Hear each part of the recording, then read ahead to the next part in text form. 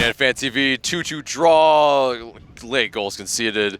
Pretty annoying. Was that 2 points dropped, or what's your opinion? Oh, it's absolutely 2 points dropped. And when you're up 2-0 in the, what was it, 80th, maybe a little bit before that, you got to see that out, man. You got to see that out. It's 2 matches in a row.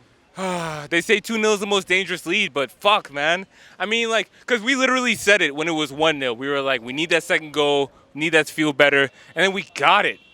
And then, Not enough. yeah, this one definitely, I think, hurts more than the Nashville result. Because going into the Nashville game, it was like, okay, we need to see more from the team other than defensive solidity, right? We need to see that we can actually put the ball in the back of the net and score good goals. And they did that, and, so it's like, okay, it wasn't quite the complete performance, so we'll forget it this time. But it happens again. It's just, it's so frustrating. It's so frustrating. Indeed. So, I mean, in terms of going into this match, obviously, yeah, we don't have Joseph Martinez. Sure. Ronald Hernandez, which hasn't even really featured. But without Joseph Martinez, Cubo Torres starts up top. How did he do for you? Did okay. He literally had a ball hit him in the face. And, like, I'm pretty sure it was Brooks Lennon that played that cross. And for people who say Brooks Lennon can't cross, I want you to look at that play and tell me that he can't cross. Literally hit him in the face.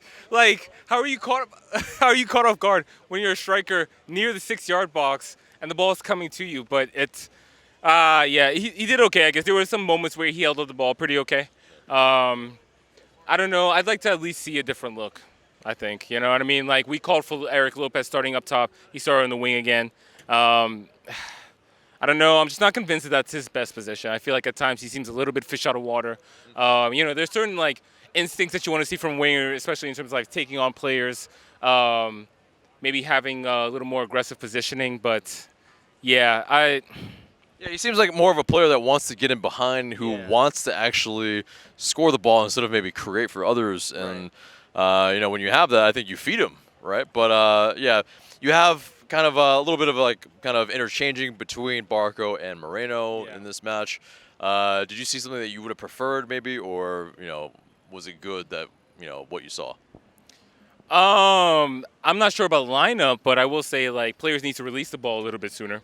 Whether it's Moreno on the ball, Barco on the ball. I think there was one moment where Bello was on the ball through the middle, and he was actually called for the pass that he played was called for offsides. So I think, we still need to see a little more of that confidence in terms of decisiveness. Yeah, exactly. In terms of that decision making, whether it's releasing the ball sooner, taking players on. It's just a little too slow, a little too predictable. I thought. First half was Philadelphia's for sure in terms of the chances they created. But I thought Atlanta United were much better in the second half and deserved their 2-0 lead, honestly. So it's, I guess I say this a lot, but it goes back to the build-up play. That build-up play needs to be a little bit better, a little bit sharper. And then I do wonder if Atlanta United were to sign a player this summer, I think it needs to be an attacking midfielder or winger type of player, but somebody who can get the ball and draw the attention of defenders, who can't be defended one-on-one, who's a threat to score or assist and whenever they get the ball. I just feel like other than Joseph, Barco maybe, we're kind of missing that. The other players are a bit inconsistent. Like Moreno, for example, he was okay. Obviously, we've seen what the effect of him being good can be on the rest of the team.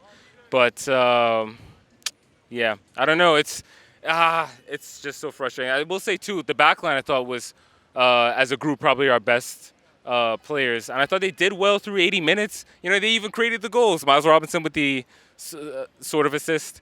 Brooks Lennon to Anton Walks. I mean, they did it all. And then they just let up in the last 10 minutes. So it's just, like, they still had a good game overall, but they didn't do their most important job, which obviously is a huge letdown.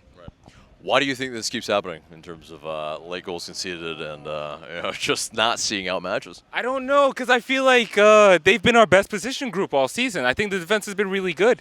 I think, like, even today, there's so many blocks.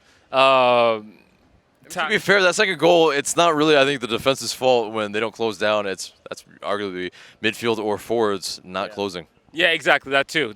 And he scored a 1-goal versus LAFC, that 4-4 match last season. He had scored a similar type of goal. So it's one of those things where you don't expect it, but at the same time, yeah, that's the risk you run if you don't close down players who are going to shoot.